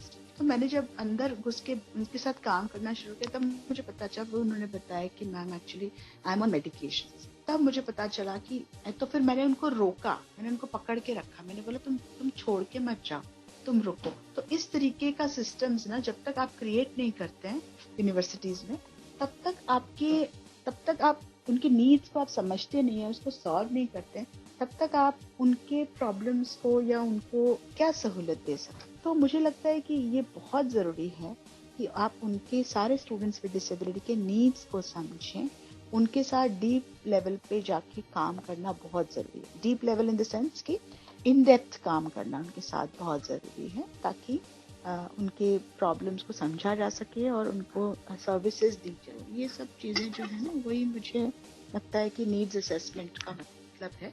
और अभी हमारे कुछ स्टूडेंट्स थे जिनको हॉस्टल नहीं मिला था, तो हमने ऐसे हॉस्टल्स बनवाए जो कि जिसमें अटैच टॉयलेट वॉशरूम हो। और फिर वो हमारे 2 ब्लाइंड स्टूडेंट्स ही, प्राची और प्रज्ञा, जब वो दोनों बहनें आई हमारे न्यू कैंपस में, तब उनका रूम में सारे मतलब वो फर्नीचर लगा हुआ था वहाँ पे, तो हमने कारपेंटर बुला के सारा फर्नीचर रीअरेंज करवाया। हमने वो रूम की एक्सेस ऑडिट की कि वो रूम में उसको क्या क्या चाहिए। तो हमने उसके जो हमारे फर्नीचर लगे थे वो निकलवा के बाहर हमने वो लगवाए अलग अलग तरीके से, ताकि उसको हेड इंजरी ना हो जाए, कहीं लग ना जाए। फिर वहाँ पे हमने टैक्टाइल एक मैट हमने उनको ही लेके गए, प्राची प्रज्ञा को, और वो मैट बिछाई हमने उनके रूम से लेकर के एंट्रेंस तक। तो मुझे ये कहना है कि देखिए, आपका विल पावर होना चाहिए, आपकी इच्छा होनी चाहिए कि आप काम करें जो स्टूडेंट्स विद डिसेबिलिटी उनके साथ, और उनकी प्रॉब्लम्स को उनके साथ में मिलके काम करें, ना कि अपने आप अकेले आप कुछ डिजाइन कर रहे हो। उनको पूछिए उनको क्या चाहिए, उनके वॉइसेस को लेके, उनकी फ्रेमवर्क को लेके, फिर आप अपने के लिए प्रोग्राम्स, पॉलिसीज, प्रोविजंस बनाएं, ताकि वो सक्सेसफुल हो सके, उनको सेटिस्फैक्शन हो सके, जो भी आप काम कर रहे हैं वो उनके लिए सुलभ है, उनके लिए सूटेबल है, तो ही वो आपका प्रोग्राम, तो ही ये गाइडलाइंस, ये पॉलिसीज सक्सेसफुल हो सकेंगी। नहीं तो अगर आप अपने मन से कुछ एक्सपर्ट करके काम कर रहे हैं तो भूल जाइए। क्योंकि मैंने दिल्ली में देखा है, मुझे बताया कि एक यूनिवर्सिटी है, एक कॉलेज है जिन्होंने बहुत अच्छी फैसिलिटीज बनाए हुए हैं, एक दिल्ली के कॉलेज ने, लेकिन उनकी जो वहाँ पे जो बैठते हैं ना इक्वल अपॉर्चुनिटी सेल में, इतने रूड हैं कि वहाँ पे जाने का ही मन नहीं करता है। तो ये मतलब मुझे ब्लाइंड स्टूडेंट्स ने ही बताया है कि मैम, ये आपने बहुत इम्पोर्टेंट पॉइंट उठाया है। ये मैं आपसे पूछने भी वाला था, लेकिन अब मेरी मजबूरी ये है मैम कि हमारे पास समय लिमिटेड है ये, लेकिन फिर भी मैं चाहता हूँ कि आप इसको और एलैबोरेट करो, क्योंकि आपने जब 2 चीजें, एक तो मैं आपसे एक और रिक्वेस्ट करूंगा कि आगे भी आप हमें थोड़ा समय दे, ताकि हम अगले शो में सेपरेटली क्या प्रॉब्लम है उसके ऊपर चर्चा करें। बिल्कुल। और इस पे मैं आपकी थोड़ी सी तवज्जो चाहूंगा, क्योंकि आपने पहले भी कहा कि भाई लाइब्रेरी में सामान होता है लेकिन बच्चों को पता ही नहीं होता। अभी आपने एक पॉइंट उठा भी दिया अपॉर्चुनिटी सेल का। अब दिक्कत यही मैं आपसे पूछने वाला था कि आप खुद सेंटर फॉर डिसेबिलिटी स्टडीज की चेयरपर्सन रही हैं। यूनिवर्सिटीज में सेंटर फॉर डिसेबिलिटी स्टडीज है, कई यूनिवर्सिटीज में, कॉलेजेस में इक्वल अपॉर्चुनिटी सेल है डिसेबल्ड के लिए। हाँ हाँ Isn't it unfortunate कि फिर अगर आपका सेल बच्चों को, जो बच्चे वहां थे उनको भी ये नहीं बता रहा कि लाइब्रेरी में क्या है, आपके लिए क्या एक्सेसिबिलिटी है। और मैंने तो देखा है कि कई तो अपॉर्चुनिटी सेल वाले बात ही नहीं करते डिसेबल्ड से, फोन ही नहीं पिक करते उनका। और जैसे आपने कहा दे आर वेरी रूड, तो ऐसे सेल से तो फिर नहीं होना ही अच्छा है। तो जब फिर उनका काम क्या है? मुझे लगता है कि सबसे मुद्दा बहुत गहन ये है कि उनको पता ही नहीं है। वो जो स्टिग्मा होता है ना डिसेबिलिटी से कि अरे ये क्या कर पाएंगे, अरे ये तो मतलब क्या ही कर पाएंगे। तो ये जो भावना है या ये जो क्या बोलते हैं ना सोच है, इस सोच को बदलने की जिम्मेदारी है हम सबकी, ताकि हम उनकी सोच को बदल सके। उसके लिए डिसेबिलिटी सेंसिटाइजेशन प्रोग्राम्स होने चाहिए। अभी टाटा इंस्टीट्यूट में हम एक महफिल प्रोग्राम करते हैं जिसमें कि सारे डिसेबल्ड नॉन डिसेबल्ड हम इस तरह का कल्चर ही निर्माण कर रहे हैं ताकि डिसेबिलिटी पे बात हो और एक इंक्लूसिव कल्चर निर्माण हो, और ये जो एटीट्यूड है सबके तो वो बदलें। तो ये एटीट्यूड बदलने का ये क्या कहते हैं, एटीट्यूड बदलना ही सबसे इम्पोर्टेंट है। लेकिन जो इक्वल अपॉर्चुनिटी सेल में उसमें तो कई डिसेबल्ड भी हैं। बिल्कुल, और मैं वो तो खुद डिसेबल्ड हैं, खुद ये सब कुछ झेल के आए हैं, बावजूद उसके डिसेबल से बात नहीं करते। और मैं कहता हूँ बहुत सारे लोग वो और जो स्टेज पर बता रहे होते हैं इक्वल अपॉर्चुनिटी सेल के बारे में किसी लेक्चर में, उन्हीं के स्टूडेंट नीचे बैठ के हंस रहे होते हैं, ये क्या, ये झूठ बोल रहा है, झूठ बोल रहे हैं। तो जो अब आप उसको तो सेंसिटाइज करोगे जो डिसेबल्ड नहीं है, तो मान लेते हैं कि उनको ज्यादा नॉलेज नहीं है, लेकिन अगर if it comes from the disabled only, आप तब क्या करोगे? करेक्ट, बहुत ही अहम सवाल किया आपने। ये आप बिलीव नहीं करेंगे, तो ये ह्यूमन साइकोलॉजी है। तो इसमें डिसेबिलिटी और नॉन डिसेबिलिटी की बात नहीं है, ये ह्यूमन साइकोलॉजी है कि भाई आप जो कर रहे हो वो बहुत आपने जो सहा है इतने, जैसे कि जो मैंने देखा है कोई डिसेबल्ड प्रोफेसर्स भी होते हैं, वो कहते हैं जो हमने इतना सहा है तो तुमको तो सब कुछ फ्री मिल रहा है, तो तुम क्यों इतना ये कर रहे हो, हम तो तुमको सब दे रहे हैं। तो इस तरह का जो होता है ना कि भाई यू आर डूइंग इट सिंपैथेटिकली, और तुम किसी पे एहसान कर रहे हो। अगर आप कुछ कर रहे हैं किसी के लिए, किसी डिसेबल्ड के लिए, तो you doing a favour on them. So मुझे यही कहना है, underline that you are not doing a favour on them, it's their right. तो अगर तो फिर मैंने ये देखा है कि सारे जो बच्चे ना वो एक साथ मिलके आवाज उठाते हैं। तो उसमें कुछ ऐसे भी बच्चे हैं जो सही तरीके से आवाज उठाते हैं या सही मुद्दों पे आवाज उठाते हैं। मैंने ये भी देखा है कि कुछ बच्चे वो पॉलिटिकल जो बन जाते हैं थोड़े से, और वो पॉलिटिकल को माइंडसेट से आवाज उठाते हैं, चाहे वो सही हो चाहे वो गलत हो या कोई भी हो। तो दैट इज, मुझे लगता है कि दानिश ये एक ह्यूमन साइकोलॉजी है, और मुझे ऐसा लगता है कि वी हैव टू, इसमें डिसेबिलिटी नॉन डिसेबिलिटी काम नहीं करती, इसमें ये मुद्दा काम करता है कि मैंने इतना सहन करके आई हूँ, अरे इनको तो इतना सब मिल जा रहा है फ्री में, ये लोग क्यों नहीं सुधरते हैं। तो वो ये जानने की कोशिश नहीं करते या उनका नीड्स असेसमेंट नहीं करते कि उनको क्या दिक्कत है। तो उसके लिए आपको उनको सुनना पड़ेगा, उनकी क्या दिक्कत है, आपको थोड़ा पेशेंस रखना पड़ेगा कि उनके क्या मुद्दे हैं, प्रॉब्लम्स हैं, वो मुद्दों के ऊपर आपको सेंसिटिविटी से सुनना पड़ेगा। अगर आपका एटीट्यूड बन गया कि एक लक्ष्मण रेखा कि भाई मैंने तो तुमको देखो जॉब्स प्रोवाइड कर दिया है, तुमको बुक्स दे दी हैं, तुम अपना अभी काम करो, तो ये अप्रोच से आपका प्रॉब्लम जो है मतलब इक्वल अपॉर्चुनिटी सेल का सॉल्व नहीं होने वाला। आप वो कितने सर्विसेज, एक तो पहले ही जैसे मैंने आपको फर्स्ट पॉइंट बताया कि it's a laborious task and painstaking task for a student with disability to reach at higher education. बड़ी मुश्किल से वो यहाँ तक पहुंचा है, चाहे वो पीएचडी कर रहा हो, चाहे वो एमए कर रहा हो, चाहे वो ग्रेजुएशन कर रहा हो, बहुत ही मुश्किल से वो यहाँ तक पहुंचा है। तो उसको अगर यहाँ पे कुछ नहीं मिला तो उसका, और वो पर्सनालिटी के एक ऐसे पीक पॉइंट पे है 21 इयर्स, 22 इयर्स, 18 इयर्स, अगर कुछ हुआ तो उसकी पर्सनालिटी ब्रेक डाउन होने का बहुत ज्यादा चांस। तो इमेजिन करो एक यूथ जो मतलब अपने सारे जिंदगी के स्ट्रगल से आगे बढ़ के वो यहाँ तक पहुंचा, और यहाँ पे जब वो मतलब बात आई कि उसकी हायर एजुकेशन की, उसकी जॉब की, उसकी एम्प्लॉयमेंट की, तो वहां पे ही वो उसको मतलब कुछ फैसिलिटीज नहीं हैं और कुछ लोगों के एटीट्यूड्स भी बहुत रूड हैं, तो वो स्ट्रगल ही करता जा रहा है और बाद में डिप्रेशन में जा रहा है। और मतलब वो क्या करे फिर वो बच्चा, तो मुझे ऐसा लगता है कि इसमें सारे जब जो ऊपर, जैसे मैंने बताया ना, ऊपर से जब गाइडलाइंस आती है ना तो सबको इम्प्लीमेंट करना पड़ता है। तो मेरे को ये बात की बहुत मुझे अच्छा लग रहा है कि जब ये गाइडलाइंस को सारे यूनिवर्सिटी के जो रजिस्ट्रार्स हैं या वाइस चांसलर्स हैं उनको बोला गया है कि भाई आप इम्प्लीमेंट करें, तो जब ये नोटिस आएगा वाइस चांसलर से या रजिस्ट्रार से या हायर अथॉरिटी से, तो ये सारी यूनिवर्सिटीज को इम्प्लीमेंट करना पड़ेगा। तो इसमें सिर्फ इक्वल अपॉर्चुनिटी सेल, मुझे और एक बात बतानी है कि जब ये इक्वल अपॉर्चुनिटी सेल का कॉन्सेप्ट है ना, कि ये भी बहुत ही मतलब एक क्या कहते हैं ना, बहुत ही मिनिस्क्यूल चीज है, बहुत ही छोटी सी चीज। आपने कहा कि इक्वल अपॉर्चुनिटी, उसमें आपने फंड नहीं दिया, उसमें 3 लाख रुपीज यूजीसी देती है वन टाइम ग्रांट और आप अब चलाओ। अब एक बंदा या 2 बंदे पूरे यूनिवर्सिटी के कॉलेज के जो बच्चे हैं उनके प्रॉब्लम्स को कैसे समझेंगे? और वो बकायदा अपॉइंटमेंट नहीं है, वो एडहॉक बेसिस की अपॉइंटमेंट है। उसको 5,000 रुपए मिलेगा या 6,000 रुपए मिलेगा। और ज्यादातर डिसेबल्ड जो टीचर्स होते हैं ना, उनको वो धक्का देके उनको बना देते हैं वो इक्वल अपॉर्चुनिटी सेल का हेड। तो वो मतलब करता क्या ना, मतलब इस तरह से वो प्रेशर हो जाता है उनके ऊपर, एक एक्स्ट्रा बर्डन हो जाता है। एक मॉरल रिस्पॉन्सिबिलिटी भी होती है कि भाई हमारी कम्युनिटी के बच्चे हैं तो उनको करो। तो वो इस तरह से देखते हैं कि भाई चलो हम कर रहे हैं ना, वही तो बहुत हो गया। तो मतलब मुझे लगता है कि ये सिस्टम का कहीं ना कहीं फेलियर है कि सिस्टम ही नहीं बनाया गया है यूनिवर्सिटी की इक्वल अपॉर्चुनिटी सेल को इम्प्लीमेंट करने की। 1, 2, 3 बंदे किस तरह बुक्स को एक्सेसिबल करेंगे, किस तरह एडमिशंस को देखेंगे, किस तरह उनकी डे टू डे प्रॉब्लम्स को सॉल्व करेंगे, किस तरह मैन पावर ही नहीं है ना। आप ये सोचिए, 1-2 लोगों को आपने जस्ट अपॉइंट कर दिया 5-6 हजार रुपए में, और you expect them to do all the work. How it is possible?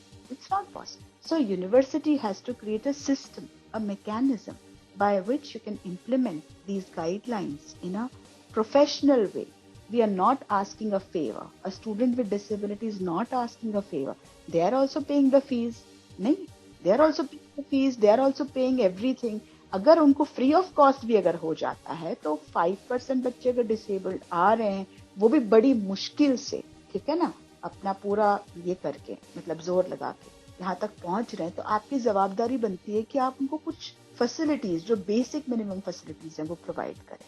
तो मुझे लगता है कि ये बहुत ही जरूरी है प्रोवाइड करना। और क्योंकि ये गाइडलाइंस आई है तो आई एम श्योर इसके इम्प्लीमेंटेशन भी होगा। और 3rd चैप्टर है accessible information and communication and learning resources, जिसमें ICT के बारे में बोला गया है। कुछ प्रोसीजर, प्रोक्योरमेंट ऑफ गाइडलाइंस बोला गया है कि आप ये सॉफ्टवेयर्स लाइए, ये मटेरियल लाइए, ये इस तरह का मतलब टेक्नोलॉजी, असिस्टिव टेक्नोलॉजी लाइए। तो इस तरह से बोला गया है। चौथा जो है मोबिलिटी, सबसे बड़ी प्रॉब्लम है ट्रैवल। अब बच्चा मेरे क्लास में जब हॉस्टल से निकलता है और मेरे क्लासरूम में आते थे, मैंने बोला कहाँ जा रहे हो? Ma'am library. वो जा रहा था हॉस्टल नंबर 3 में। तो अगर बच्चे को, अगर विजुअली इम्पेयर्ड बच्चे को ये पता ही नहीं है कि वो जा कहाँ रहा है, तो आप बिलीव नहीं करेंगे, जब हम ये IXS राइट्स मिशन शुरू किया तो हमने विंड चैम्प्स लगाए थे टाटा इंस्टीट्यूट में अलग अलग जगह पे, ताकि वो हवा से उड़ेंगे, या हमने बीप साउंड्स भी लगाए थे दोनों एंट्रेंस में टाटा इंस्टीट्यूट के। तो मतलब मैं ये कहना चाहती हूँ, ये तो छोटी छोटी चीजें हमने अपने खुद इनिशिएटिव से लेके आए, लेकिन व्हाट अबाउट द सिस्टम? तो मुझे लगता है कि ये गाइडलाइंस आने से एक सिस्टम एस्टैब्लिश हुआ है, मतलब एक गाइडलाइंस आई है तो एक सिस्टम एस्टैब्लिश होगा। और इस सिस्टम में लोग जब काम करेंगे तो मुझे लगता है कि धीरे धीरे में भी 5-6 साल या 10 साल में बहुत सारा परिवर्तन आएगा, और यूनिवर्सिटीज में एक्सेसिबिलिटी और इंक्लूसिवनेस पे काम होगा। और 5वां है यूनिवर्सल एक्सेसिबिलिटी फॉर बिल्डिंग्स, तो सारी बिल्डिंग्स। तो अभी मैं जब एक और यूनिवर्सिटी में गई थी, नागपुर और अमरावती यूनिवर्सिटी में। नागपुर यूनिवर्सिटी तो अभी बन रही थी, तो वी वर वेरी लकी। तो उसकी एक्सेसिबिलिटी के जो सारे फीचर्स थे, मतलब जो न्यू बिल्डिंग बन रही थी उसकी नागपुर में, तो उनके जो सिविल इंजीनियर हमारे साथ खड़े थे, उनके जो और एक्सेसिबल मतलब PWD डिपार्टमेंट के जो हेड्स थे वो भी हमारे साथ खड़े थे। तो हम बकायदा उसका मेजरमेंट ले रहे थे, और हमने देखा कि कई कई रैम गलत बनाए हुए, तो हमने उनको तुरंत बताया, तो उन्होंने तोड़ के फिर नए रैम्स बनाए। तो मुझे लगता है कि रैम्स बनाना इज वन थिंग, बट उसको ठीक ग्रेडियंट में बनाना, करेक्ट बनाना, ताकि वो उसके लिए यूजफुल हो और सबके लिए यूजफुल हो। और हम अलग रैम की बात नहीं करते, हम बोलते हैं जब सीढ़ियां बनाई हैं तो उसके साथ ये भी सोचिए कि दूसरा एक इंक्लूसिव और यूनिवर्सल डिजाइन को ध्यान में रखते हुए किस तरह से आप एक इक्विटेबल एनवायरनमेंट बनाएं ताकि वो सारे लोगों के लिए यूजफुल हो, और एक स्टूडेंट विद डिसेबिलिटी को ये ना लगे कि भाई मेरे लिए कुछ स्पेशल बनाया है. नहीं, I mean they are also equal part of the system and university, and they should be also respected in the same like any other student or any other stakeholder of the university. तो मुझे ये कहना है कि ये सब जो travel है ये बहुत जरूरी है. और फोर्थ चैप्टर है ट्रैवल, तो मोबिलिटी. हम शिवाजी यूनिवर्सिटी में थे कोल्हापुर में, तो हमने देखा कि इस 600 एकड़ के लैंड में इतना बड़ा यूनिवर्सिटी है.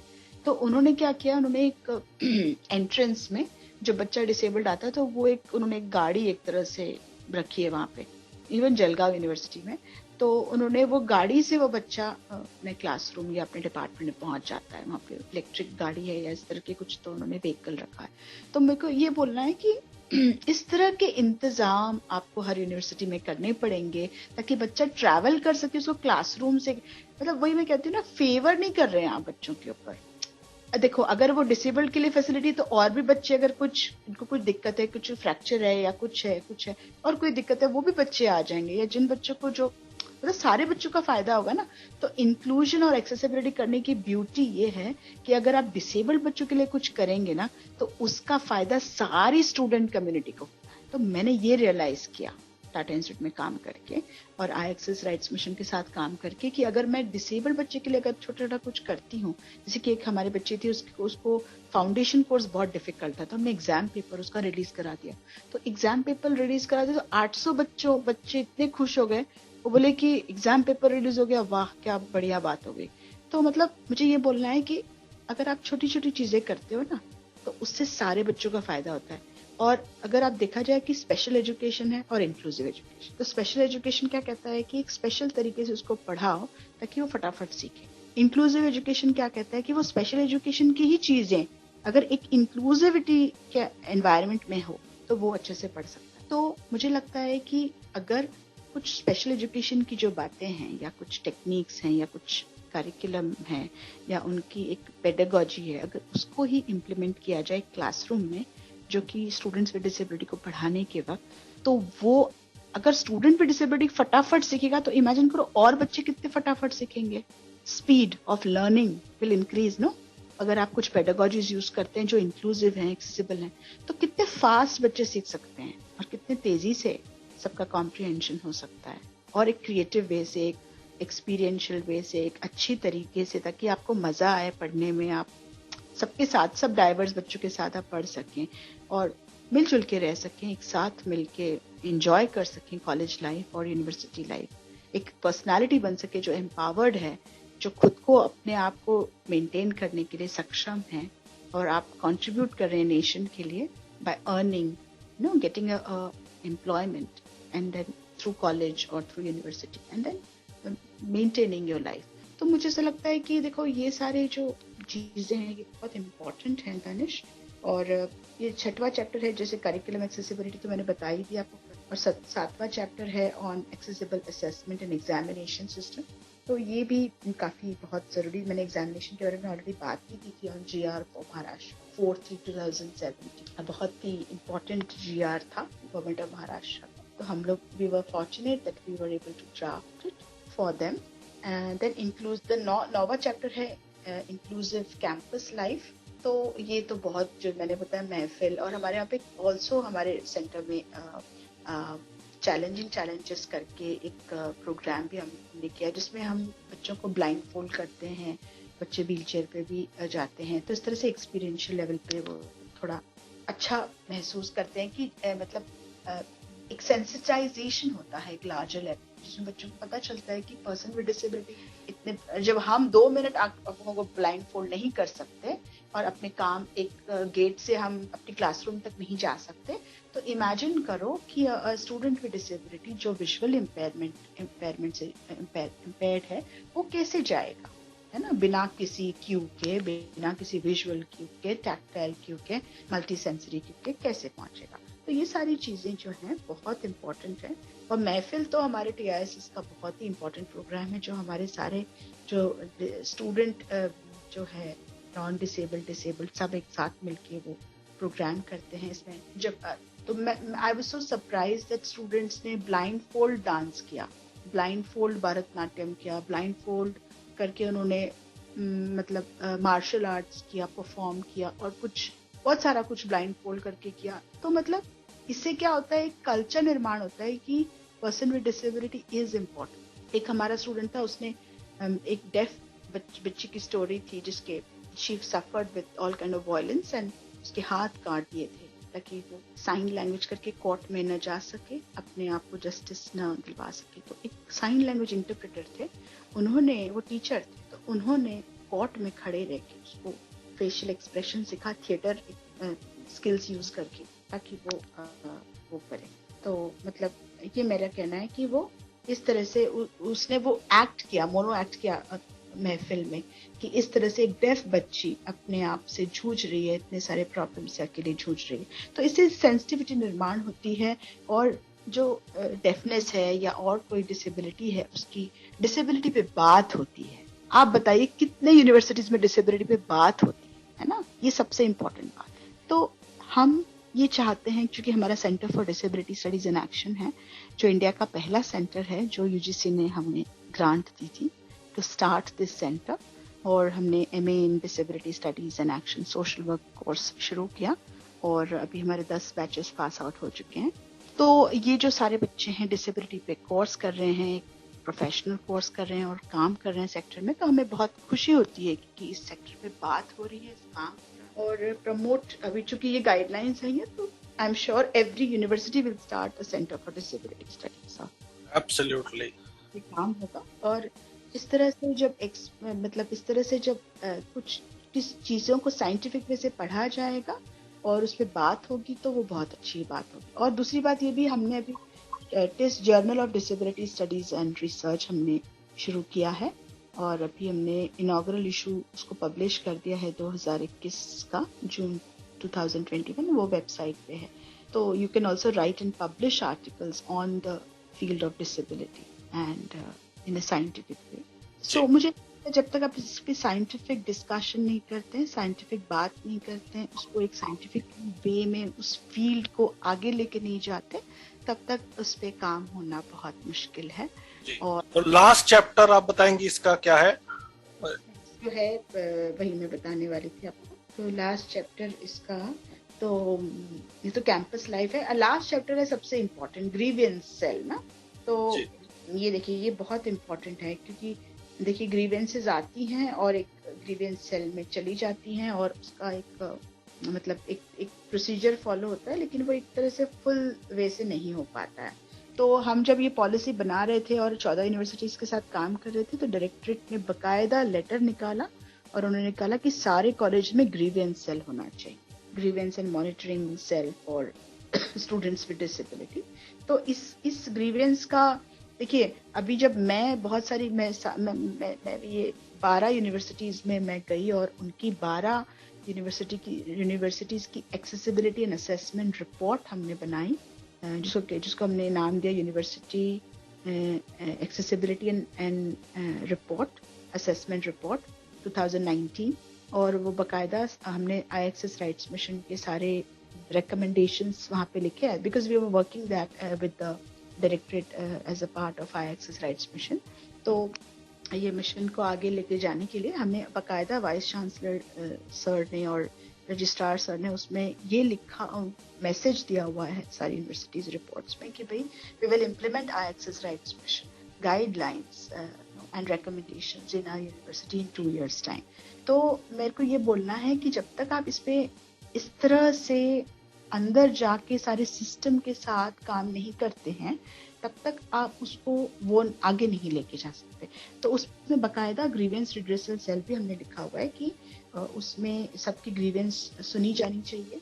वो जाते थे, हमने बहुत सारे मीटिंग्स लिए स्टूडेंट्स विद डिसेबिलिटी की। हमें ये पता चला कि कोई PhD स्टूडेंट है, उनको गाइड मतलब बराबर ट्रीट नहीं कर रहे, उनको रिस्पॉन्ड नहीं करते हैं, मेरे को ऐसे स्टूडेंट नहीं चाहिए, मेरे को गाइड बदल दो, या मतलब बहुत सारी चीज़ें इस तरह की स्टूडेंट्स को झेलनी पड़ती हैं। तो ये सारे ग्रीवेंस हैं। तो सब मेरे को ये कहना है कि सारे स्टूडेंट्स, अगर आपको डिसेबल्ड बच्चा आपके अंडर आता है as a guide, as a PhD guide या as a any other as a research और एज अ आपके क्लासरूम में है, तो बकायदा आप उसको पूछिए कि भैया आपको क्या क्या चाहिए, ताकि वो बच्चों की वॉइस को लेके आप अपना करिकुलम में चेंजेस कर सके और आप उसके हिसाब से उसको पढ़ा सके जिस हिसाब से वो समझता है। अगर मेरे पास एक डेफ बच्ची थी मेरे क्लास में, वो बोली मैम एक काम करती हूँ, मैं ना लाइब्रेरी में जाके बैठती हूँ, मेरे को क्या 2 घंटे क्या हुआ मुझे समझा ही नहीं। तो हमने एक इंजीनियरिंग कॉलेज के प्रोफेसर को ये प्रॉब्लम बताई, तो उन्होंने टेक्स्टेड लाउड करके एक ऐप बनाया। केजे सोमैया एक प्रोफेसर है, डॉक्टर शेट्टे, तो उन्होंने ऐप बनाया और वो ऐप रियल टाइम कन्वर्जन कर रहा था कि जो टीचर बात करिए वो डेफ बच्चे की या कोई भी बच्चे की स्क्रीन में वो रियल टाइम आएगा, मतलब स्क्रीन पे लिख के आएगा। तो वो उसके ऊपर काम शुरू हुआ, थोड़ा सा अभी उन्होंने और लैंग्वेजेस में भी उसको रिलीज किया, उसमें और वो कर रहे हैं, उस पर काम कर रहे हैं। तो मेरे को ये बोलना है कि ऐसे ये प्रॉब्लम्स आएंगे हमको, तो ये प्रॉब्लम्स को हम ये नहीं देखना है कि ये बहुत बड़ा प्रॉब्लम है, हमको ये प्रॉब्लम स्टेटमेंट बताना है एक्सपर्ट्स को जो इस कंप्यूटर्स या आईटी में काम कर रहे हैं या आईसीटी में काम कर रहे हैं या आर्टिफिशियल इंटेलिजेंस में काम कर रहे हैं, को बताना है ताकि वो उसका सोल्यूशंस निकाले। तो मतलब अब मैं बहुत खुशी है मुझे बताते वक्त कि अभी मैं एक स्किल डेवलपमेंट पे कॉन्फ्रेंस मैंने पूना में किया था 2020 में, तो उसमें आईसीएमआर के प्रोफेसर आए थे, तो उनके वो अभी ऑर्गेनाइज कर रहे हैं ग्लोबल जी, हम उसके मीडिया पार्टनर हैं। तो हाँ दिखा तो हम भी are also working with them. चलिए, तो आपसे मुलाकात होगी हमारी वहाँ पे। बिल्कुल, बहुत ही अच्छा लगा कि भाई आप भी इसके साथ जुड़े हुए हैं। तो मुझे लगता है कि जब तक हम ये सारे लोग एक साथ और एक मिल के काम नहीं करेंगे, तब तक ये इस प्रॉब्लम्स तो आते ही रहेंगे, मतलब कुछ ना कुछ नया इशू आता रहेगा, लेकिन उस इशू को हमें छोड़ना नहीं है। हम उस इशू का पूरा इन डेप्थ स्टडी करके उसके ऊपर उसके सॉल्यूशंस निकालने हैं with the voices of persons with disability, with the voices of students with disability, ताकि उस पर सॉल्यूशन निकले। और वो शायद पूरा 100% नहीं होगा, लेकिन हाँ एक शुरुआत है। वैसे ही यूजीसी की गाइडलाइंस भी एक शुरुआत है कि भाई इसके ऊपर कुछ सोल्यूशन होना चाहिए। तो कहाँ इक्वल अपॉर्चुनिटी एक बंदा एक पूरे यूनिवर्सिटी को देख रहा है, और कहाँ ये गाइडलाइंस जो कि 10 चैप्टर से बनी हुई है, right from admissions to grievance redressal cell to campus life to transportation to making books accessible to making curriculum accessible, examination rules, तो बहुत सारी चीजें इस गाइडलाइंस में दी हुई हैं। And I am very sure that जब ये गाइडलाइंस को इम्प्लीमेंट किया जाएगा सब यूनिवर्सिटीज में, तो बहुत बेहतरीन जो जिंदगी होगी स्टूडेंट्स विद डिसेबिलिटी की, वो काफी बेहतरीन होगी। और वो मतलब एटलीस्ट उनको इस तरह से बोझ की तरह जो देखा जाता है समाज में, वो नहीं देखा जाएगा, और वो उनको एक अच्छी तरीके से मतलब ये किया जाएगा। तो मुझे लगता है ये सबसे ज्यादा जरूरी है। Thank you so much ma'am, आपने तो ज्ञान का सागर है, तो बहुत टाइम मैंने आपका ले लिया, but you have shared a lot of interesting and inspiring incidents, और जो आपने इनसाइट्स इस इंटरव्यू में दिए हैं, तो ये आई ओपनर है बहुत सारे लोगों के लिए, इंक्लूडिंग मी। तो इसी तरह आपका साथ हमें आगे भी मिलेगा और हम इस पर चर्चा करेंगे, और उम्मीद हम यही करते हैं कि एक डॉक्यूमेंट बन के ना रहे। और जो बहुत सारी रिपोर्ट्स में ये कहा जाता है कि अभी तक भी बहुत सारी यूनिवर्सिटीज में जो रिजर्वेशन है 5%, वो पूरी नहीं होती है, 1-2% ही रह जाती है। तो बच्चे भी बेनिफिट उठाएं और ये एक्सेसिबल कैंपस बने सभी के लिए, सबको अच्छी शिक्षा मिले और अपनी डिग्निटी से वो लाइफ आगे जाके जी सके। आपके कंट्रीब्यूट को हम अप्रिशिएट करते हैं, ये आप लोगों की बदौलत है कि चीजें आगे मूव हो रही हैं। Thank you so much once again for giving us time. Thank you so much, it's my pleasure, it's wonderful talking to you Danish. तो आज हमने बात की डॉक्टर विशाली जी से, जो टिस में है और काफी काम उन्होंने हायर एजुकेशन में किया है एक्सेसिबिलिटी गाइडलाइंस के ऊपर। यूजीसी की गाइडलाइंस आई हैं, आप 10 चैप्टर हैं, 126 पेजेस हैं, आप उनकी वेबसाइट पे जाके पढ़ सकते हैं। जिसकी वेबसाइट पर भी मैडम ने कुछ डॉक्यूमेंट्स का बताया, आप अपने आर्टिकल लिख सकते हैं, विजिट कर सकते हैं। अगले सप्ताह फिर होगी मुलाकात किसी और पर्सनैलिटी के साथ, किसी और टॉपिक पर। तब तक सुनते रहिए रेडियो उड़ान फ्लाइट ऑफ लाइफ। अगर आपका कोई सजेशन है, फीडबैक है, यूट्यूब पे जरूर कमेंट करें, जहां आप मुझे लिख सकते हैं हमारे फेसबुक पर, हमारे ट्विटर पे या danish.mahajan88@gmail.com पे। नमस्कार। अगर आप अनएम्प्लॉयड हैं और डिजिटल मार्केटिंग में करियर बनाना चाहते हैं, तो योगेश सोनार लेकर आए हैं आपके लिए एक ऐसा ही कोर्स जिसमें आपको सोशल मीडिया मार्केटिंग, गूगल विज्ञापन, यूट्यूब और फेसबुक मार्केटिंग, ब्लॉगिंग से रिलेटेड ऑनलाइन प्रशिक्षण दिया जाएगा। योगेश सोनार गूगल एवं Microsoft certified digital marketing trainer और कंसल्टेंट हैं और हजारों डिसेबल्ड और नॉन डिसेबल्ड को ट्रेनिंग करवाकर प्लेसमेंट दिलवा चुके हैं। इस कोर्स में डिसेबल्ड को भारी कंसेशन दिया जा रहा है और ये कोर्स हिंदी, इंग्लिश और मराठी भाषा में किया जा सकता है। मिस्टर योगेश से जुड़ने के लिए आज ही संपर्क करें। व्हाट्सएप नंबर 9595421670 या फिर मेल करें yogessonar.nmu@gmail.com पर।